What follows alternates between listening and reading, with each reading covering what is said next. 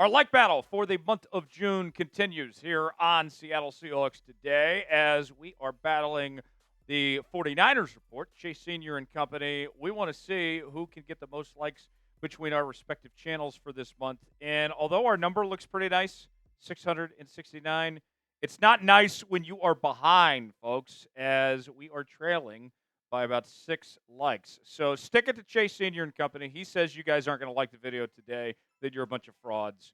Don't let him get away with that. Smash that like button. We'll get started with today's show.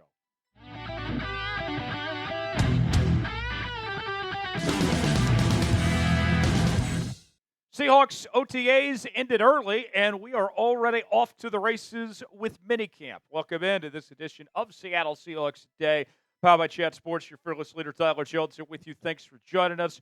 We have our takeaways from mandatory minicamp so far. Everything's gone so well for the Hawks that Mike Macdonald canceled the last couple of OTA practices, moved up mandatory minicamp. That way the players could go ahead and get on with the rest of their summer break before they return for training camp. So what we're going to do is I'm going to give you my takeaways, my thoughts. We're going to let you hear from a certain number of your favorite Seattle Seahawks players and coaches.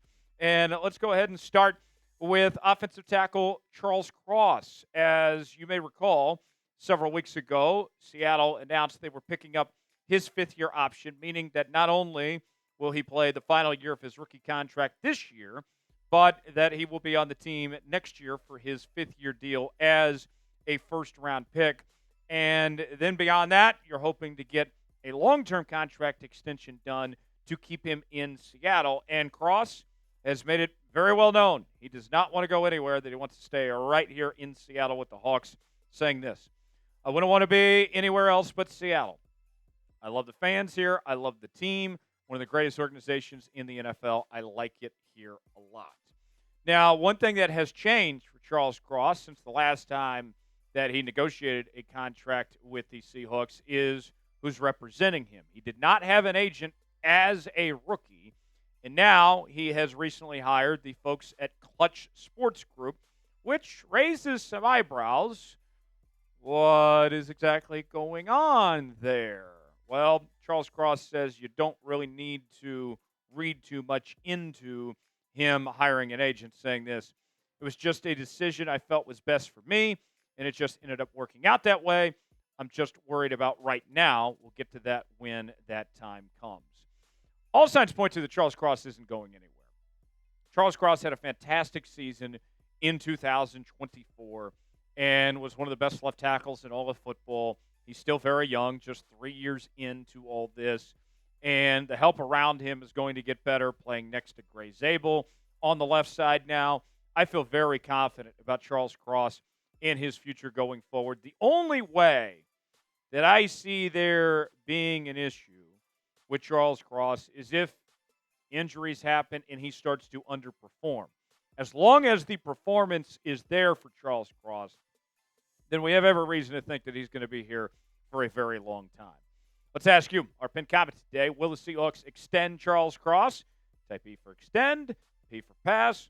Weigh in our pinned comment today and let us know how you feel. Mike Macdonald, he's having a lot of fun with this Seattle Seahawks team here in 2025 and talked about this being a fun group. And one of the things we've heard all the way back from rookie minicamp to OTAs and now to minicamp is just how much this team is on the same page, that there's not really any tension going on, that there is not anything happening off the field, that the vibes are really good with this Seahawks team right now. And Mike Macdonald said this: I think we're on our way to being tough. We haven't had to prove it yet with pads on, but definitely feel like we're a connected group.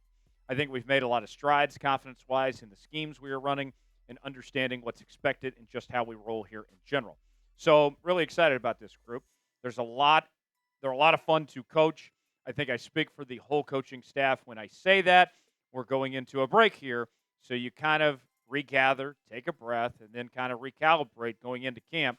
But I tell you what, I think I speak for the whole team. We're really excited to get this team going starting in training camp. And there's no drama involved here. We heard a lot of things about guys like DK Metcalf, right? and the stuff going on behind the scenes, that this last trade request that DK made was not his first, that he had a couple of different trade requests. And then you had the stuff with Geno and his contract stuff that went on for a year off the field. And there was reports that came out even this week of Geno Smith being so full of himself and disconnected from this team.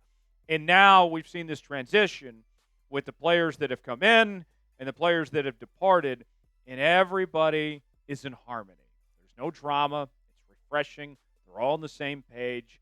They like each other. And I think that's a very important thing here for team chemistry for this team going forward in 2025.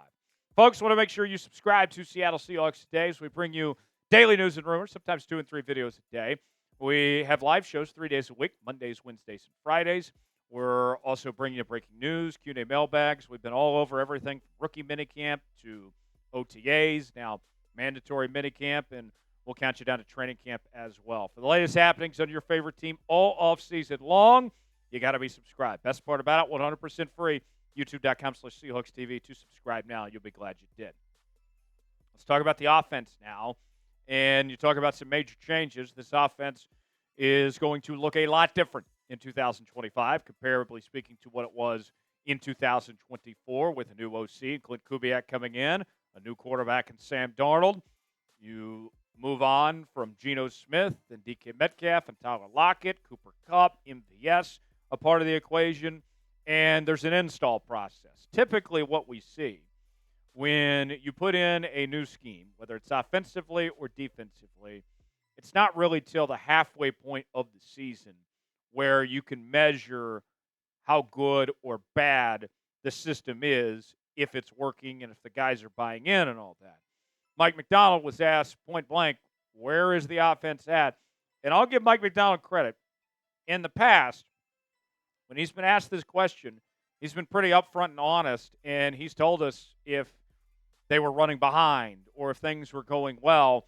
And according to Mike Macdonald, the offense is on track, that they are making significant progress. Here's more from Macdonald. I think they're right there where they need to be. It's tough to assess right now. It really is.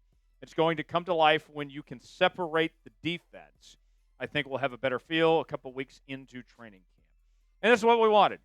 Am I surprised by it? No, because one of the things that I mentioned when Klint Kubiak was hired and the assistant coaches he brought in was that almost all of them have a previous relationship with Klint Kubiak running his offensive system. So it wasn't a situation where Kubiak was coming in and he was going to have to teach the coaches the offense and then teach the players the offense, like what happened with Ryan Grubb last year, right? Different scenario here. What you've done is Kubiak has come in, hired these guys that know his scheme, and have a quarterback that has played under him in the past, and that has upped the process. It has sped things up a bit, and the offense is going to where it needs to go, and that's fantastic news that will have a long-term impact going into the season of guys being where they need to be. Do you believe in the Seahawks offense? Be honest with me. You got two options here. Type B for believe, D for don't. Weigh in the comments section. Tell us how you feel about the offense heading into 2025. Competition is a real thing at the cornerback position for Seattle. We already know Devin Witherspoon's going to be your starting nickelback. Rick Woolen's going to be out on the outside, but who will join him? That remains to be seen. Josh Jobe, the odds-on favorite after starting about 10 games last season at the outside corner position. He's back on a new 1-year, 2-year deal, or $2 million deal, that is. But with that said, you got some other guys involved that could be competing, and there's been some rumblings about them looking at other corners as they've discussed things with Rasul Douglas and Shaq Griffin, among others. McDonald gave an update on the situation. There was two things in particular that stood out what McDonald had to say. Number one, he says it's a great battle going on right now. He has not given the job to Josh Jobe. They have not named another starter at the outside corner opposite of Rick Woolen just yet. But McDonald has made it clear that even though there is a great battle going on with the players that are there, That doesn't mean they won't look to add somebody, that they are keeping their options open for potentially bringing in another piece to compete and potentially be that other starting outside corner, which is fascinating because right now, you look at the market, Jalen Ramsey is potentially available, Jair Alexander. We mentioned some of the other guys that are out there. They could have some potential options if they want to pursue that route, and they have plenty of draft. They have plenty of cap space to potentially do so. McDonald saying this on the cornerback battle. I mean, are we not going to look to always improve our team in any aspect? No. We're always going to be out there and try to be in everything and chasing edges on making us better. The guys that are with us right now, kind of in that 3, 4, 5 spot at cornerback, is exciting. The guys are doing a great job, but go nail it this summer and come back and go compete with your butt off. I personally think they need to make a move and go get another corner. I like that Josh Jobe is back, but I don't feel comfortable with the idea of him being a full-time starter. I think that Josh Jobe, if he's your number 4 corner and he's backing up those other 3, then you got some depth, and now you're starting to feel really good about your situation because then you got a guy in Jobe who could fill in one of those 3 spots, and he's got prior starting experience here. So with them having the money to be able to do so, and with other options that are better than Jobe, I personally would not start Josh Jobe week 1 and would like to see them go get somebody. We'll see if they do. Your chance to be Mike Macdonald now should Josh Jobe start at outside corner for your Seattle Seahawks. You got 2 options here. Type Y for yes, in for no. Way in the comments section. Tell us what you think. Got a great deal we're offering Seahawks fans right now. A Nike Seahawks t-shirt is on sale for $15.99 at chatsports.com/SeahawksT. It is starting to get hot outside. I know everybody's going to be wearing more t-shirts. You're going to be supporting your favorite team at the same time. Why not get one of these fantastic shirts? We're talking Nike gear for $15.99. How often do you say that? Not very often, folks. We have all sorts of different shapes and sizes for you. We also have other Seahawks merchandise available at that same link as well. Chatsports.com/SeahawksT to get yours today. Link is in the comments and description of today's video. Get yours now. Chatsports.com/SeahawksT. So one continuing theme that we've seen move over from OTAs to mandatory minicamp is that everyone has been present, that no one is skipping out on minicamp or OTAs. And think about this, too. OTAs was voluntary. You didn't have to be there. It was highly recommended that you be there, but nobody had to be. But still, everybody showed up. Mandatory minicamp, you don't show up, you get fined. And we've seen reports around the league of guys not showing up to mandatory minicamp. In fact, there's a fascinating situation going on in Cincinnati right now with their first-round pick, Shamar Stewart, not at mandatory minicamp. And even rumblings he might re-enter the draft next year potentially if he doesn't get a contract done. With that said, everyone present, there are some injuries to monitor. These guys were there, but maybe not necessarily participating. Let's go over those for you. Uchenna and Nwosu still remains out, as does rookie receiver Torrey Horton and rookie Riley Mills. We're not expecting to see Riley Mills anytime soon, and Nwosu and Horton should be back soon. Ernest Jones, the 4th, with that knee. He is a bit limited, but we'll have an update on him later this weekend with his progress as he is trending the right direction. Kenneth Walker, the 3rd, limited. Jamie Sheriff, the linebacker spot, limited as well. Tyrone Broden at the wide receiver position, limited. And then Derek Young also out as well. And when asked about the injuries and Nwosu in particular, Mike Mack said this: yeah, we'll see with Nwosu. All the timetable stuff is funky right now.